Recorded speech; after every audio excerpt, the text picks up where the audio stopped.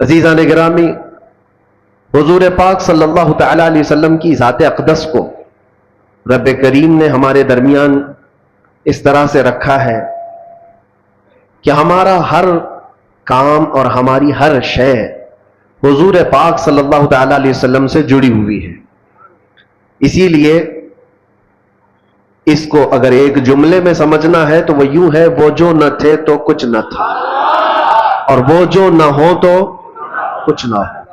ہماری زندگی حضور کے بغیر کچھ نہیں ہے، اور نہ ہی ہمارے سفر کا کوئی حصہ اور نہ ہی کوئی منزل حضور کے نام کے بغیر ہو سکتی ہے۔ جو چاہے دین سے باہر کچھ بھی کر لو، دین کے اندر حضور ہے۔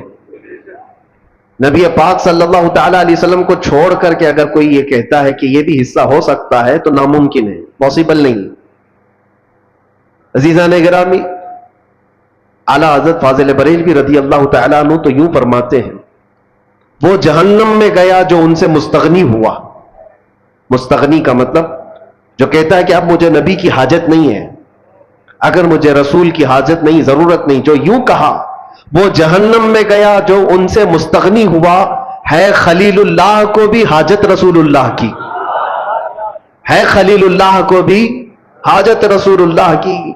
سیدنا ابراہیم خلیل اللہ علیہ الصلوۃ والتسلیم اولو العزم پیغمبر ہے، وہ جلیل القدر پیغمبر ہے، جن کی آزمائشیں صبح قیامت تک یاد کی جاتی رہیں گی، جن کے بیٹے کا ذبح ہونے کا اور جن کے بہت سارے ایسے کردار جو حج اور عمرے میں ادا کیے جاتے ہیں۔ ان کی زندگی پاک کا ایک بہت اہم واقعہ کہ آپ کو آگ میں ڈالا گیا تھا، پتہ ہے؟ حضرت ابراہیم علیہ الصلوۃ والتسلیم کو آگ میں ڈالا گیا تھا، لیکن بھڑکتی ہوئی آگ نے آپ کا کچھ نہ بگاڑا۔ حضرت ابراہیم علیہ السلام صحیح سلامت اس آگ سے باہر آئے۔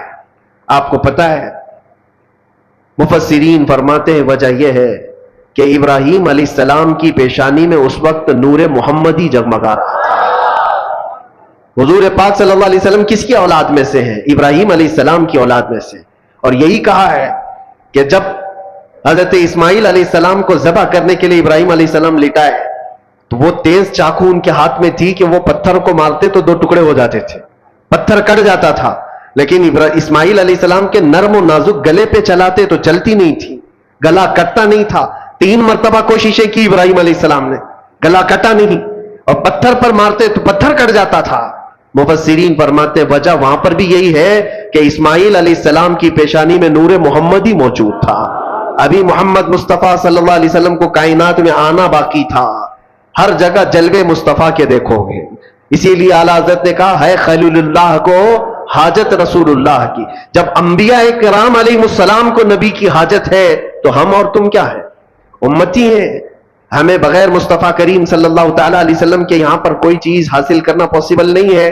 اسی لیے اعلیٰ حضرت فرماتے ہیں بخدا خدا کا یہی ہے در۔ بخدا مطلب قسم خدا کی، بخدا کا مطلب ہوتا ہے قسم خدا کی، بخدا خدا کا یہی ہے در، نہیں اور کوئی مفر مقر۔ اردو ہارڈ ہے لیکن سمجھ لیں تو سمجھ میں آ جائے۔ مفر کہتے ہیں بھاگنے کی جگہ، اور مقر کہتے ہیں ٹھہرنے کی جگہ۔ اعلیٰ حضرت فرماتے ہیں حضور کو چھوڑو گے تو نہ بھاگنے کی جگہ ہے نہ ٹھہرنے کی جگہ ہے، کہاں جاؤ گے؟ نہیں اور کوئی مفر مقر۔ اور اگر کوئی یہ کہتا ہے میں بہت پہنچا ہوا ہوں، اللہ کی بارگاہ میں میرا بڑا مقام ہے، کوئی اپنے آپ کو ولی بھی ثابت کرتا ہو، یا کچھ لوگوں نے مل کر کے کسی کو ولی اللہ بنا دیا ہو، سب کان کھول کر کے سن لے، کوئی ولی کب بنتا ہے، کوئی اللہ کا ولی کیسے مشہور کر دیا جاتا ہے۔ لوگوں کے ڈھکوسلے سے کوئی ولی نہیں بنتا، کسی کے چھلے انگوٹیاں پہننے سے ولی نہیں بنتا، بالوں کے لٹھے بنا لینے سے ولی نہیں بنتا، حتیٰ کہ اگر کوئی پانی پہ چل کے دکھائے تو بھی ولی نہیں بنتا، ہوا میں اڑ کے دکھائے تو بھی ولی نہیں بنتا۔ میاں یہ اتنے بڑی بڑی چیزیں میں کہہ رہا ہوں، یہ تو قوم پاگل ہے جو سگریٹ پینے والے اور تمباکو والے کو بھی بنا لیتی ہے۔ حقیقت کیا ہے؟ اللہ کے نبی صلی اللہ تعالی علیہ وسلم کی ذات اقدس سے ایسی وابستگی۔ اللہ کا ولی کون ہوتا ہے؟ فرماتے ہیں امام عشق و محبت جو وہاں سے ہو یہی آ کے ہو، جو وہاں سے ہو یہی آ کے ہو، جو یہاں نہیں تو وہاں نہیں۔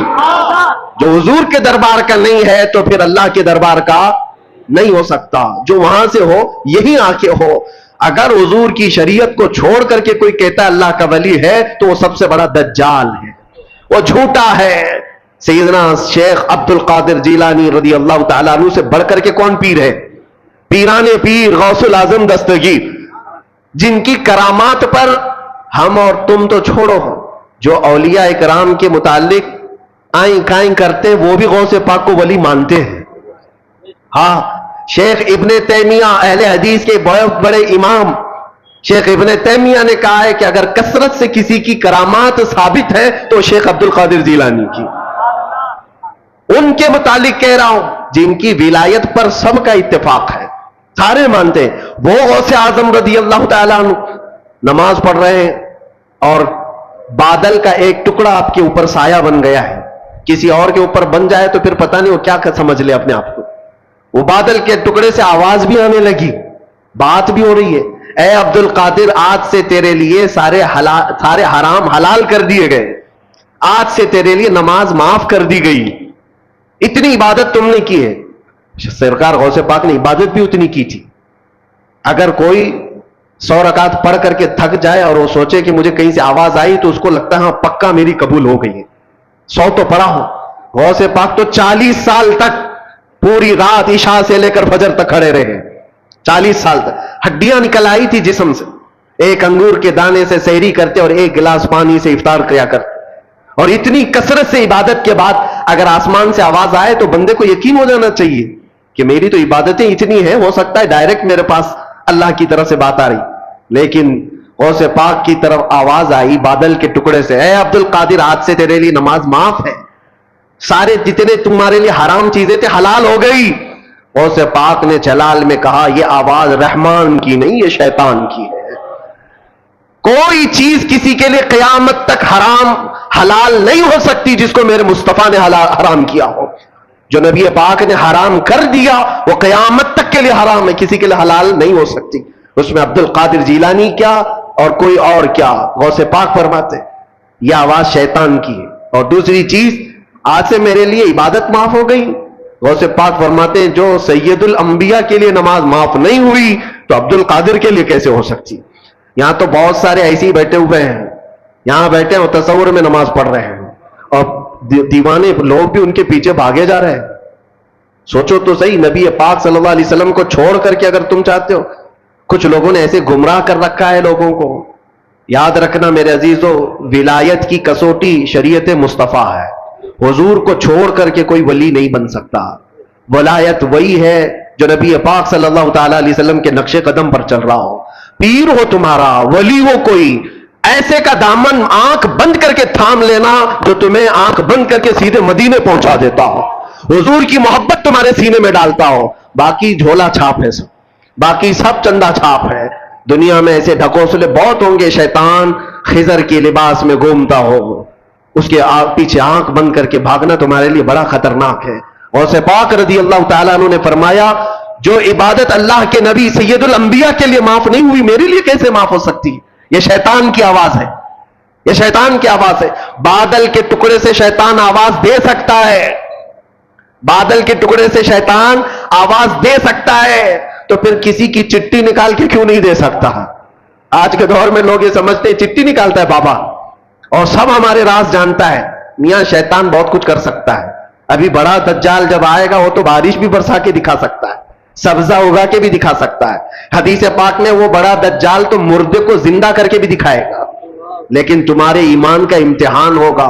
ہر گھڑی تم یہ دیکھو، یہ سارے عجائب دیکھ کر کے پاگل نہ ہو جانا، اپنے نبی کو یاد کرنا، میرا خدا رب العالمین ہے، اللہ رب العزت ہے۔ اور اب آپ کو میں بتاؤں، غوث پاک رضی اللہ تعالیٰ عنہ پر دوسرا حملہ کیا شیطان نے، کہا عبد القادر اتنا پڑھے لکھے ہو تم، اتنا پڑھے لکھے ہو، اگر اتنا پڑھے لکھے نہیں ہوتے تو آج تو میں تم کو گمراہ کر دیتا۔ آج جو میں نے کہا ہے، اب شیطان اپنی اصلیت پہ آیا۔ آواز جو آ رہی تھی بادل کے ٹکڑے سے کہ تمہارے لیے عبادت معاف ہے، تمہارے لیے حرام حلال ہے، غوث پاک نے جب جواب دیا تو شیطان کہتا ہے بہت پڑھے لکھے ہو تم، اور اتنا پڑھے لکھے ہو کہ آج تمہارے علم نے بچا لیا تمہیں، ورنہ گمراہ ہو جاتے آج۔ غوث پاک نے فرمایا ابلیس تو مجھے دوبارہ گمراہ کر رہا ہے، مجھے میرے علم نے نہیں، میرے خدا کے فضل نے بچایا۔ علم تو تیرے پاس بھی تھا، علم تو تیرے پاس اتنا تھا کہ فرشتوں کو پڑھایا کرتا، لیکن تو بچ نہ سکا. اس لیے میرے عزیزوں، ہر گھڑی اس کا وار ہے، شیطان کا، ابلیس کا ہمارے اوپر، لیکن کسوٹی ایک ہی اپنی زندگی پر رکھو کہ نبی پاک صلی اللہ تعالیٰ علیہ وسلم کی ذات کے لیے ایسی کسوٹی رکھو کہ ہمارے بزرگوں نے جو ہمیں تعلیم دی ہے، نبی سے ہو جو بیگانہ اسے دل سے جدا کر دے، نبی سے ہو جو بیگانہ اسے دل سے جدا کر دے، پدر مادر برادر جان و مال ان پر فدا کر دے. یہ ہماری کسوٹی ہو، یہ ہماری زندگی کا معیار ہو. اور بعض لوگ یہ سمجھتے ہیں کہ ہم تو نبی پاک صلی اللہ علیہ وسلم سے بے انتہا محبت کرتے ہیں، اور تھوڑا بھی اگر کوئی دوسری جماعت کا دکھتا ہے جس کے دل میں حضور صلی اللہ تعالیٰ علیہ وسلم سے بغض لگتی ہے تو ہم تو اس سے دور رہتے ہیں. صرف اتنا ہی نہیں ہے، نبی سے ہو جو بیگانہ کا مطلب کیا ہے؟ جو شریعت چھوڑ کر کے بھاگ رہا ہے وہ نبی سے بیگانہ ہی تو ہے. حضور پاک صلی اللہ تعالیٰ علیہ وسلم سے اپنا دامن چھڑانے کی بات کرتا ہے، وہ نبی سے بیگانہ ہے. ایسے کو نہ تم اپنا دوست بناؤ، نہ اپنوں کی صحبت میں اس کو رکھو، اس لیے کہ قیامت کے دن جب پکڑ ہوگی، بروں کی صحبت کی وجہ سے بہت سارے ایسے ہوں گے جو جہنم میں جا رہے ہوں گے. صرف کیوں؟ ان کی دوستی خراب تھی، دوستی برے لوگوں سے تھی. عزیزان گرامی وقار، میں بات کل ملا کر کے یہی عرض کرنا چاہتا ہوں، وہ جو نہ ہو تو کچھ نہ ہو. ہماری زندگی کا سارا دار و مدار مصطفیٰ کریم صلی اللہ علیہ وسلم کی ذات سے ہے، اور نبی پاک صلی اللہ تعالیٰ علیہ وسلم کی محبت دل میں اتنی بساؤ کہ صحابہ کرام رضوان اللہ تعالیٰ علیہ مجمعین نے جیسے ہمیں سکھایا ہے، جیسے ہمیں تعلیم دی ہے. آپ کو پتا ہے، دو چیزیں میں آپ کو بتا دوں گا معیار کیا ہونا چاہیے. دو چیزیں ہیں. ایک صحابی حضرت انس بن نذیر رضی اللہ تعالیٰ عنہ، حضور پاک صلی اللہ تعالیٰ علیہ وسلم کے رازدار صحابہ میں سے ایک ہیں. راز کی باتیں حضور اکرم صلی اللہ علیہ وسلم ان کے ساتھ شیئر کیا کرتے ہیں. یہ وہی صحابی ہیں جو جنگ احد میں ایسے شہید ہوئے کہ ان کی شہادت کی انگلی کے علاوہ ان کے جسم کا کوئی حصہ ہی نہیں ملا، کوئی حصہ نہیں ملا، صرف شہادت کی ایک انگلی ان کی کٹی ہوئی ملی، جس سے ان کی بہن نے دیکھ کر کے پہچانا کہ میرا بھائی انس ہے.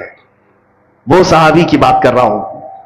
جوانی کا عالم ہے، اور جوانی لوگ تو سمجھتے ہیں انگارے کا نام ہے، اندر خواہشات کا ایک طوفان ہوتا ہے، الگ الگ سب کی جوانیاں ہوتی ہیں، لیکن وہ صحابی رسول جس سے بے پناہ محبت کرتے تھے، عشق کرتے تھے، ان سے شادی بھی کر لیا، نکاح کر لیا.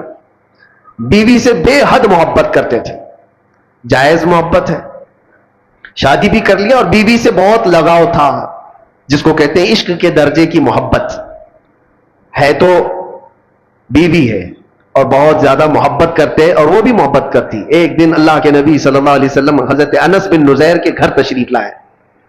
جب بیٹھے تھے وہ حضرت انس کے ساتھ، مکہ کا ایک قاصد آیا ایک خط لے کر کے.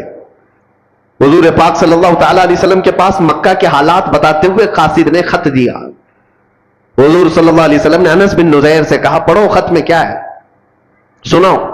انس بن نذیر نے پڑھ کر کے سنایا. اس میں مکہ والے جنگوں کی جو تیاریاں کر رہے ہیں اس کے سارے معاملات لکھے ہوئے تھے کہ مکہ والے مدینے کے اوپر اٹیک کرنا چاہتے، حملہ کرنا چاہتے. اور یہ سارے حالات اس خط میں راز کے طور پر تھے. نبی پاک صلی اللہ تعالیٰ علیہ وسلم نے فرمایا بند کرو انس، یہ تیرے اور میرے بیچ میں راز ہے، کسی کو پتہ نہیں چلنا چاہیے، اس کو سنبھال کے رکھو. حضرت انس نے کہا جیسا حکم سرکار کا. حضور پاک صلی اللہ تعالیٰ علیہ وسلم گھر سے نکل کر کے باہر تشریف لے گئے. ابھی باہر گئے تھے کہ انس بن نذیر کی بیوی اندر سے آئی، جس سے بے حد محبت کرتے تھے آپ، بہت عشق کرتے تھے. آئی، کہا انس حضور پاک صلی اللہ تعالیٰ علیہ وسلم تشریف لائے تھے، کچھ راز کی باتیں ہو رہی تھی، مجھے بھی تو بتاؤ کیا بات ہوئی. انس بن نذیر نے کہا تیری محبت، تیرا عشق اپنی جگہ پر، وہ میرے اور نبی پاک کے درمیان کی بات ہے، وہ نہیں بتایا جا سکتا. کتنا بھی عشق ہو، کتنی بھی محبت ہو، تو بیوی ہے.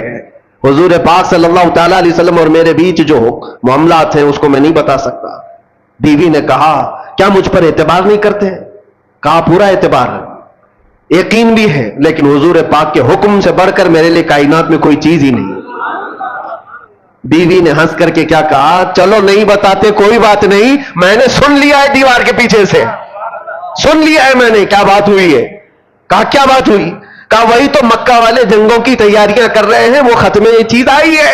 انس بن نزیر نے جیسے ہی اپنی بیوی سے یہ جملہ سنا سیدھے جا کر گردن پکڑ لی، گردن پکڑ لی اور گردن پکڑ کر کے سیدھے باہر لے کر کے آئے.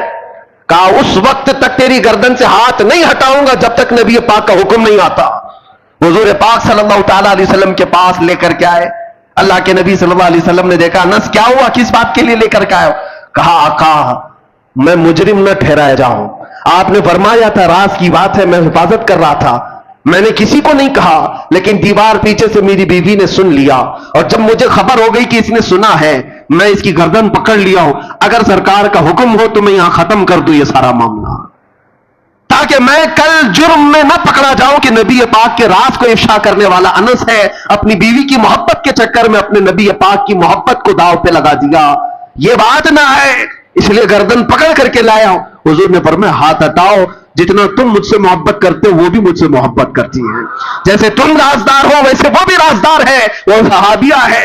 ہاتھ ہٹا دیا اور اپنی بیوی سے مسکرا کر کے کہا جب بات آ جائے رسول اللہ کی تو پھر گردن کسی کی نہیں ہوتی، پھر کسی کی اہمیت نہیں ہوتی. یہ معیار یاد رکھو ہمیشہ، دنیا کا عشق، دنیا کی محبت ایک جگہ پر، جہاں حضور کی بات آ جائے تو پھر کسی گردن کی اہمیت نہیں ہے، کسی کی کوئی اہمیت نہیں ہے.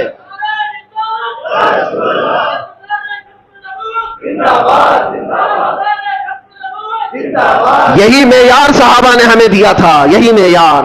اور آج جو چیزیں ہمیں روک لیتی ہیں میرے عزیزو، یہ ہمارا کمفرٹ جینے کا شوق، ہمارا آرام سے رہنے کا شوق ہمیں بہت ساری قربانیوں سے پیچھے لے جاتا ہے. کیوں نہیں بات کرتے آج کوئی حضور پاک صلی اللہ تعالیٰ علیہ وسلم پر اگر کتے بھونکتے ہو، کوئی خاموش بیٹھتا ہے یا کوئی خاموشی سے سنتا ہے تو صرف اس کے پاس ایک مجبوری ہے، بولوں گا تو میرے بیوی بچوں کا کیا ہوگا، میرے گھر بار کا کیا ہوگا، میرے جائیداد کا کیا ہوگا. میں پوچھتا ہوں کیا وہ صحابہ کے بیوی بچے نہیں تھے، ان کی جائیدادیں نہیں تھی، ان کے گھر بار نہیں تھے؟ عزیزان گرامی وقار، ان کے تو ایسے تھے جن سے وہ کمال درجے عشق کرتے، محبت کرتے، لیکن جب حضور کی بات آتی تو کہتے کل جہاں ایک طرف میرے مصطفیٰ کی محبت الگ ہے، اس کا مقام الگ ہے.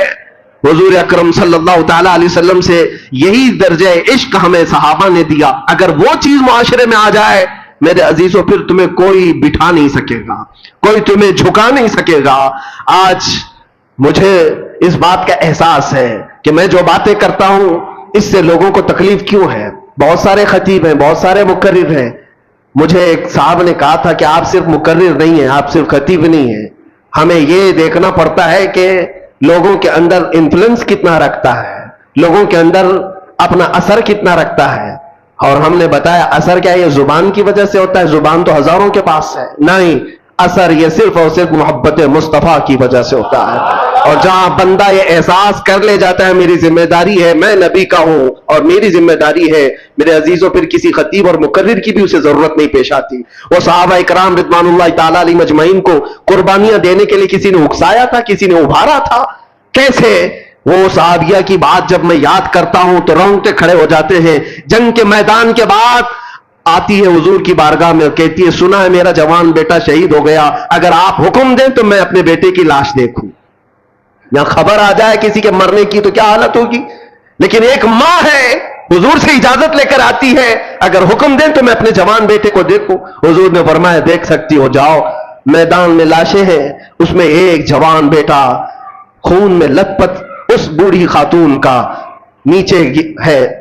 لاش کو اٹھایا، کپڑے ہٹایا، جبہ ہٹا کر کے پیٹھ کو دیکھا، پھر بوسہ لیا اور سجدہ کیا. جو صحابہ کھڑے تھے پوچھتے اماں جانی کیا کر رہی ہو؟ کہتی ہے خاتون مدینے کی، جب یہ جوان میرے گھر سے نکل رہا تھا میرا بیٹا، میں نے اسے وصیت کی تھی، سنا ہے کہ حضور پاک صلی اللہ تعالیٰ علیہ وسلم پر وقت سخت آ گیا ہے، مشرکین سختی سے حملہ کر دیے ہیں، بیٹا یاد رکھنا اگر حضور کو چھوڑ کر میدان سے بھاگتے ہوئے مارا گیا تو میں اپنا دودھ معاف نہیں کروں گی. میدان چھوڑ کر بھاگتے ہوئے مارا گیا تو میں اپنا دودھ نہیں معاف کروں گی. اور میں نے سنا آج میدان میں سے بہت سارے لوگوں پر ایسے حالات آ گئے تھے کہ ان کو بھاگنا پر مجبوری آ گئی، وہ ادھر ادھر بکھر گئے تھے. مجھے ڈر یہ تھا کہ میرا بیٹا بھی تو بھاگتے ہوئے نہیں مارا گیا. میں میدان میں آ کر یہی تو دیکھ رہی تھی پیٹھ پر تیر کے نشان تو نہیں ہے کہ بھاگتے ہوئے اس کو پیچھے سے کسی نے مارا. پھر میں سجدہ شکر اللہ کی بارگاہ میں اس لیے ادا کر رہی ہوں میرے بیٹے کی پیٹھ پر ایک بھی نشان نہیں ہے, جتنے ہیں سب سینے پر کھا کر کے مرا. وہ مائیں کیسی تھی, قربانیاں اور ان کے بعد سامنے بچوں کی لاشیں ہیں, اور وہ یہ کہتی اللہ کا شکر ہے کہ میرا بیٹا جمع مردی کے ساتھ گیا ہے. وہی مدینے کی خاتون ہے, وہ آتی ہے بارگاہ مصطفیٰ میں اور عرض کرتی ہے یا رسول اللہ کل مصیبت بعدک جلن, آپ ہیں تو پھر ہر مصیبت حل کی ہے. اے اللہ کے نبی آپ ہیں تو پھر ہر مصیبت حل کی ہے. اسی لیے اے نوجوانوں یاد رکھو ایک بات, دنیا ساری ٹھوکر مار لے لیکن آمینہ کا لال کبھی تمہیں تنہا نہیں ہونے دے گا. حضور پاک صلی اللہ تعالی علیہ وسلم کی محبت ہر جگہ کا آسرا ہے.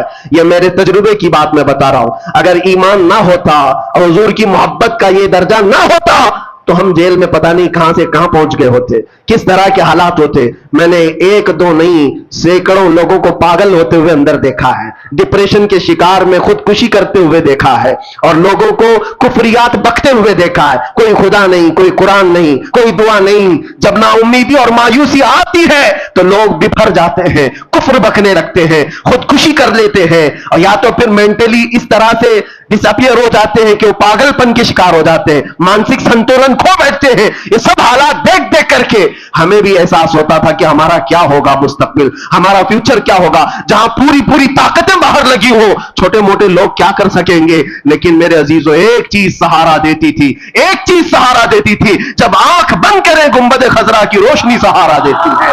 حضور پاک صلی اللہ تعالی علیہ وسلم کی وہ آواز آج بھی ہر عاشق کو سنائی دیتی ہے کہ میں ہوں تو پھر ڈرتا کیوں ہے, خوف نہ رکھ رضا ذرا تو ہے عبد مصطفیٰ.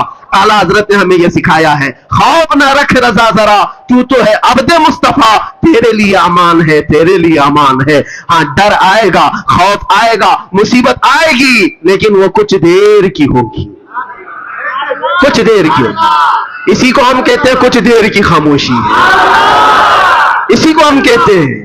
ہر چیز آئے گی, مصیبت آئے گی, امتحان آئیں گے, کچھ دیر کی ہے. اس لیے کہ دنیا میں اللہ نے دستور بنائے رکھا ہے کہ رات آتی ہے تو صبح بھی ہوتی ہے, رات زیادہ دیر تک نہیں رہتی, سورج کو نکلنا ہے.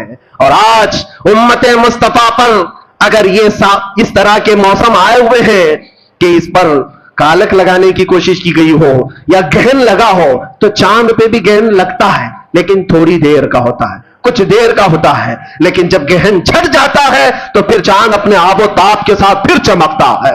اور ہم سب کی زندگی کا یہی دستور ہے میرے عزیزو. ایمان والے ہو تو ایک بات یاد رکھنا, جہاں میں اہل ایمان مثل خورشید جیتے ہیں. یہ سمجھ کے چلو, جہاں میں اہل ایمان مثل خورشید جیتے. خورشید سورج کو کہتے ہیں.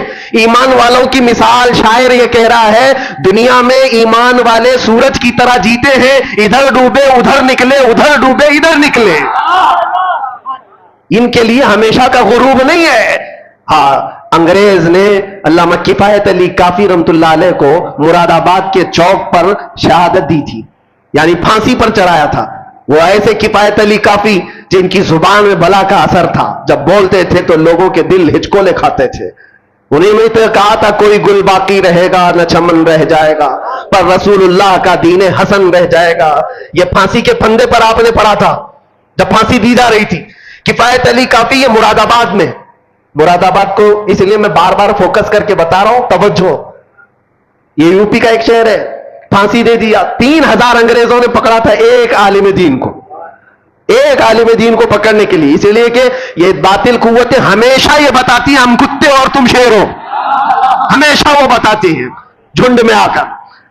کفایت علی کافی کو جب پھانسی دی گئی تھی تو 8 دن تک جشن منایا گیا تھا, جشن منایا گیا کہ یہ ایک ایسا بولنے والا یہ ختم ہو گیا. کفایت علی کافی چلا گیا, لیکن پاگلوں کو یہ پتا نہیں ہے رب قدیر کا دستور کیا ہے, اس کا قانون کیا ہے. مراد آباد شہر سے صرف 100 کلومیٹر دور بریلی شریف ہے. ادھر کفایت علی کافی کو پھانسی پر چڑھایا جا رہا تھا اور ادھر بریلی میں امام محمد رضا پیدا ہو رہے ہیں.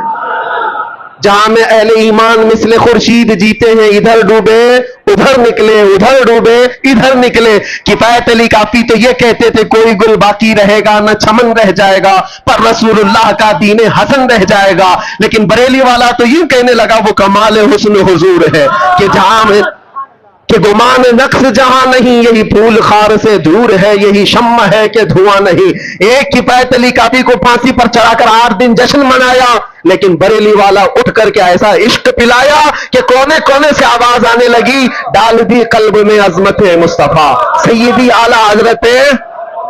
ہاں، اللہ کا یہ دستور ہے، آج میں یہاں کھڑا ہوں، کل نہیں ہوگا اور کوئی اور آئے گا، لیکن یہ منبر خالی نہیں ہوگا، یہ منبر خالی نہیں ہوگا، یہ مسجد ویران نہیں ہوگی۔ میں اسی مسجد کا امام، میں اسی منبر کا ایک خطیب رہا، لیکن میرے بعد لوگ آتے گئے جاتے گئے۔ کیا کسی دن نماز بند ہوئی؟ کیا کسی دن خطبہ ختم ہو گیا؟ ہم تو ذریعہ ہیں، اللہ تبارک و تعالی ہمیں یہاں پر وقت مقررہ کے لیے رکھتا ہے، اسی طرح سے ہمارے بعد بھی آئیں گے۔ لیکن یاد رکھنا اللہ کا وعدہ ہے کہ لوگ اپنے منہ کے پھنکوں سے چراغ خدا کو بجھانا چاہتے ہیں، اور اللہ صبح قیامت تک اس چراغ کو روشن رکھے گا۔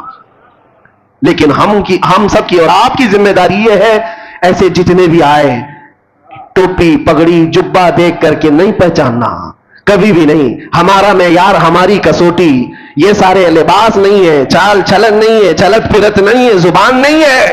ہماری کسوٹی صرف اور صرف ایک ہے، کسی کے اندر جھانک کر کے بھی دیکھو، گھس کر کے بھی دیکھو، ایک چیز ملنا چاہیے، وہ جو نہ ہو تو کچھ نہ ہو۔ وہ یہی کہنے والا حضور کے بغیر کچھ نہ ہو، اس کے اندر اتنی محبت اور اتنا عشق ہو تو پھر وہ کسی کسان کا بھی بیٹا ہو، ہمارے سر کا تاج ہے، وہ ہمارا امام ہے۔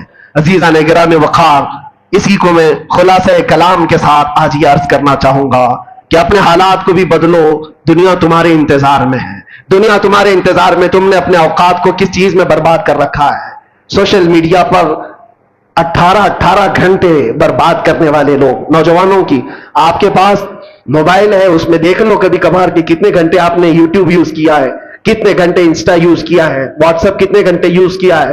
موبائل میں یہ ریکارڈ موجود ہوتا ہے، روزانہ کا ایک کیلکولیشن لے کر کے بیٹھو، اور اس کے بعد پھر اللہ کریم کی بارگاہ میں یہ سوچو کہ کل رب ذوالجلال کی بارگاہ میں حضور پاک صلی اللہ تعالیٰ علیہ وسلم کے سامنے مجھ سے یہ سوال کیا جائے کہ تو اتنے گھنٹے اس موبائل کو اٹھاتا تھا، 1 منٹ 2 منٹ 3 منٹ بھی قرآن اٹھایا تھا دن بھر میں؟ کیوں نہیں اٹھایا؟